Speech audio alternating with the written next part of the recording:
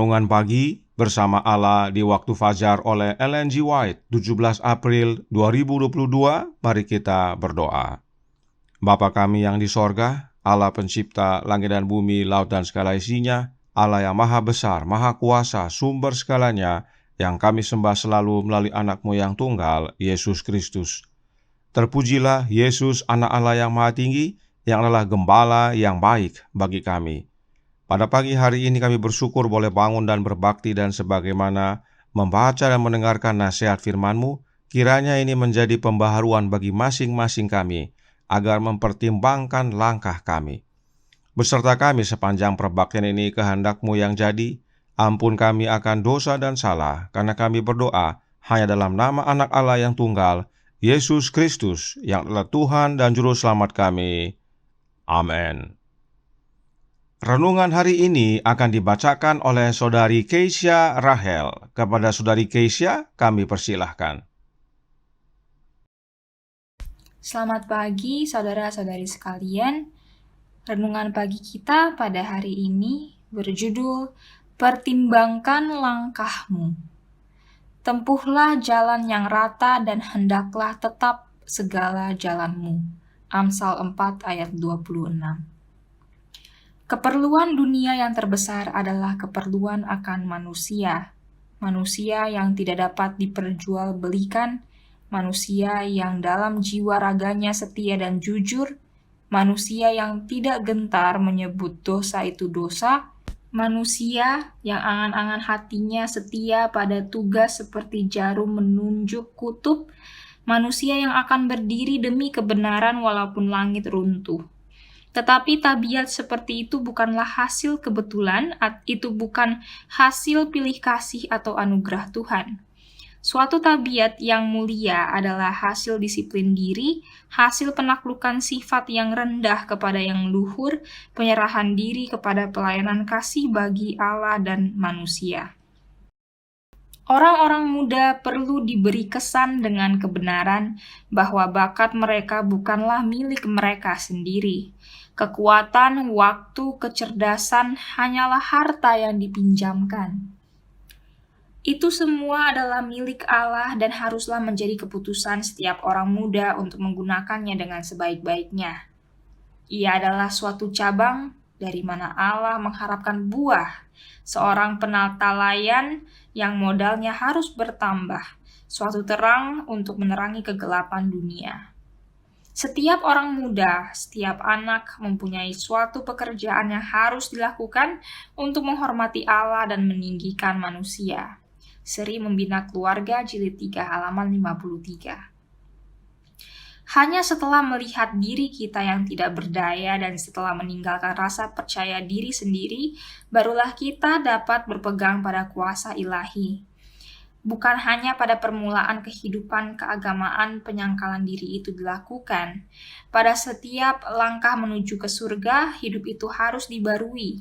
Semua perbuatan kita yang baik bergantung pada suatu kuasa di luar diri kita sendiri. Karena itu, perlu jangkauan hati yang terus-menerus kepada Allah.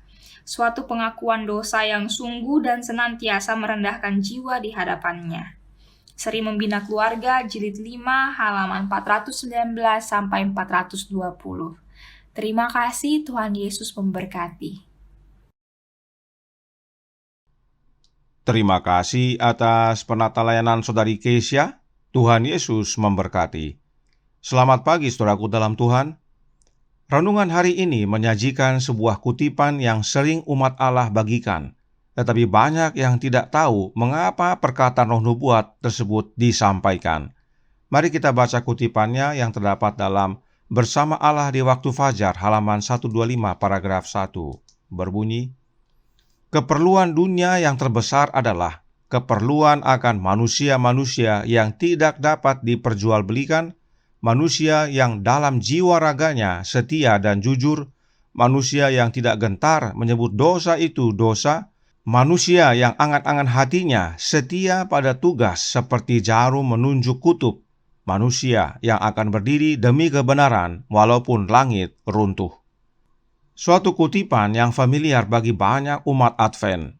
Namun adakah kita semua tahu mengapa perkataan ini disampaikan? Roh nubuat menyatakan akan hal ini sehubungan dengan orang yang benar dan jujur. Dan contoh yang roh nubuat gunakan adalah Yusuf dan Daniel.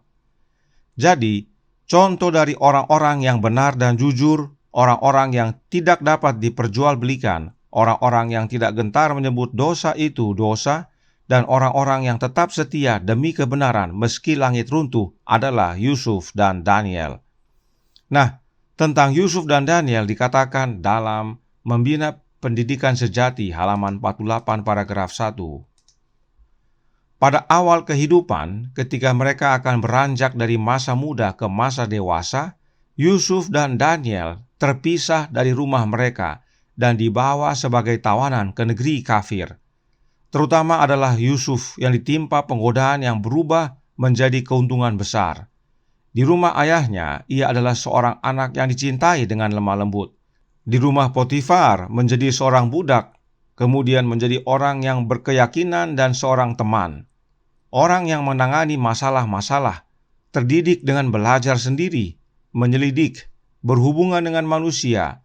Dalam penjara Firaun, seorang tahanan negara, dihukum tak adil, tanpa harapan pembelaan atau harapan kelepasan. Dipanggil pada saat yang sangat gawat untuk memimpin pemerintahan. Apakah yang menyanggupkannya untuk mempertahankan kejujurannya? Inilah pengalaman Yusuf dan Daniel secara ringkas dan terlebih khusus mengenai Yusuf. Nah, pertanyaan dalam kalimat akhir perlu kita ketahui jawabannya agar kita pun dapat hidup serupa dengan Yusuf dan Daniel. Roh nubuat berkata dalam Membina Pendidikan Sejati halaman 48 paragraf 3 yang berbunyi, ketika ia masih anak-anak, Yusuf telah diberi pelajaran tentang kasih dan takut akan Allah. Kerap kali dalam kemah ayahnya di bawah bintang-bintang Syria telah diceritakan padanya cerita tentang hayal malam hari di Betel, tentang tangga dari sorga ke bumi dan malaikat-malaikat yang turun naik, dan tentang Dia yang dari tahta sorga memperlihatkan dirinya kepada Yakub. Kepadanya telah diceritakan mengenai kisah pergumulan di tepi sungai Yabok. Ketika meninggalkan dosa yang disenangi, Yakub berdiri sebagai pemenang dan menerima nama pangeran dengan Allah. Inilah rahasia Yusuf, mengapa dia dapat mempertahankan kejujuran meski banyak tantangan dan godaan melanda hidupnya. Dikatakan seringkali Yakub menceritakan kepada Yusuf tentang tangga yang terdapat dalam mimpi Yakub yang menghubungkan dunia ini dengan sorga. Nah, tentang tangga dalam mimpi Yakub tersebut, Roh Nubuat berkata dalam Lift Him Up halaman 239 paragraf 4. Ada hubungan antara bumi dan sorga melalui Kristus, tangga mistik yang dilihat Yakub dalam penglihatannya di Betel. Ketika kita terpisah dari Allah, Kristus datang untuk mendamaikan kita dengan Bapa. Tangga mistik yang menghubungkan bumi dan sorga adalah Yesus Kristus. Yesuslah yang menghubungkan kita dengan Bapa. Yesus sang jalan itu.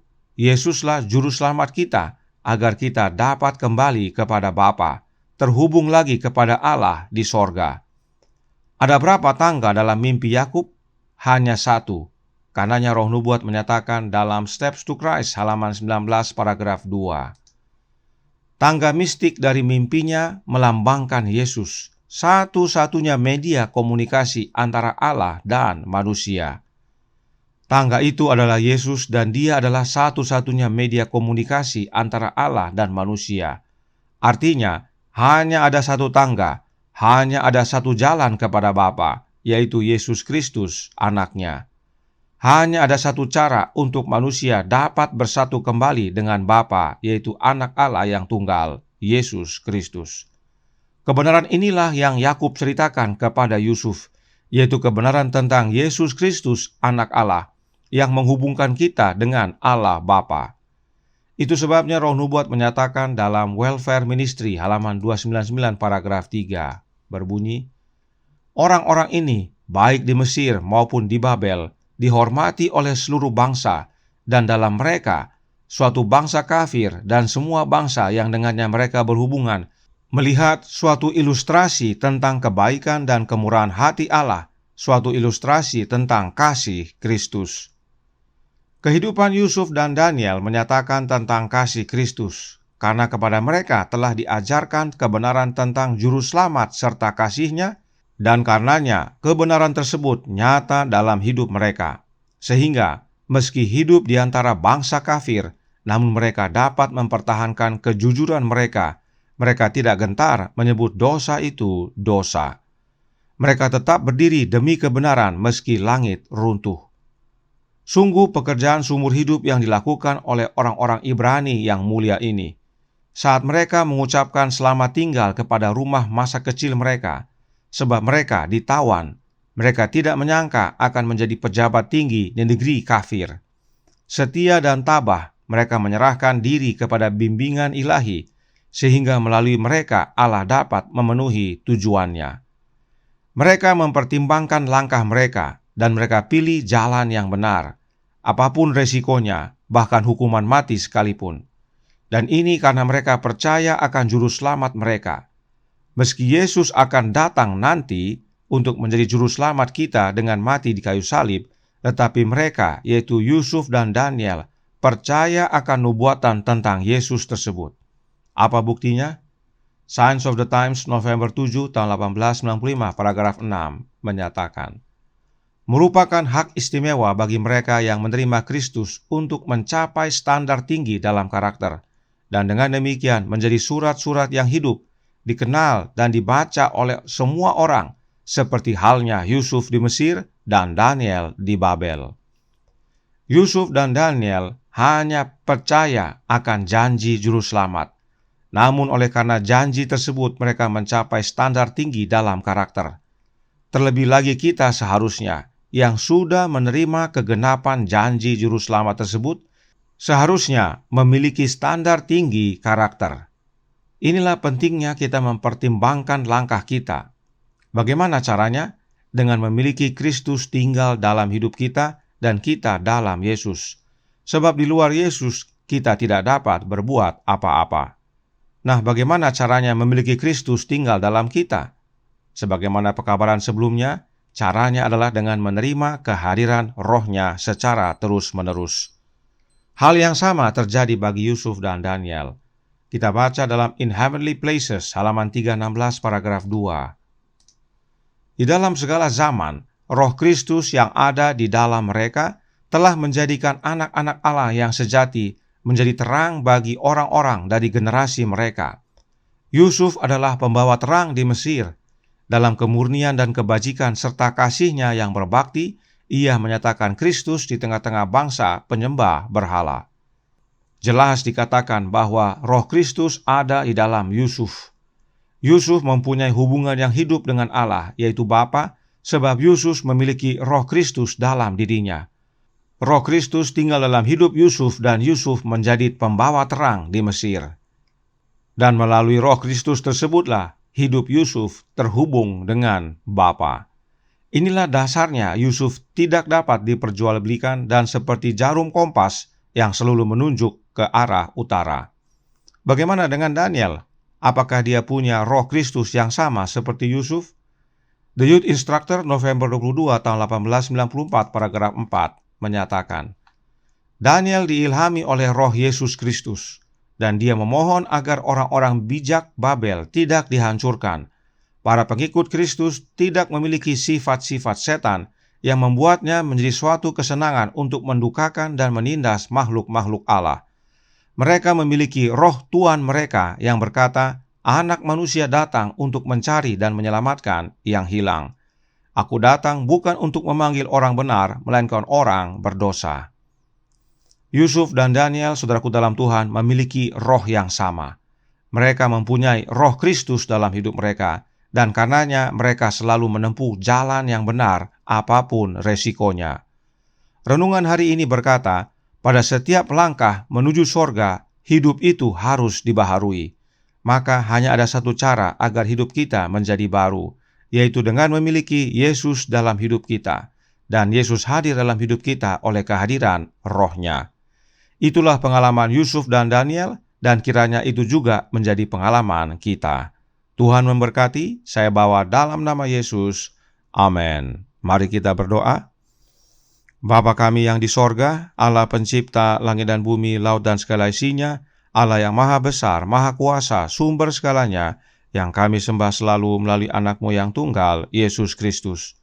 Terima kasih atas nasihat indah pada pagi hari ini, tentang Yusuf dan Daniel, orang-orang yang tidak dapat diperjualbelikan, orang-orang yang setia dan jujur, orang-orang yang tidak gentar menyebut dosa itu dosa, orang-orang yang angan-angan hatinya setia pada tujuan seperti jarum menunjuk kutub, dan orang-orang yang akan berdiri demi kebenaran walaupun langit runtuh. Dan itu mereka dapat hidupkan bukan dengan kekuatan mereka, tapi karena mereka memiliki Kristus tinggal dalam hidup mereka, satu-satunya tangga yang menghubungkan dunia dengan sorga. Karenanya, tolong kami ya Bapa, curahkan roh anak-Mu dalam hidup ini, tinggallah dalam hati kami ya Yesus, ubahkan hidup kami. Beserta kami sepanjang hari ini, kehendak-Mu yang jadi, karena kami berdoa dan mohon ampun akan dosa, hanya dalam nama anak-Mu yang tunggal, Yesus Kristus, yang adalah Tuhan dan Juru Selamat kami. Amin.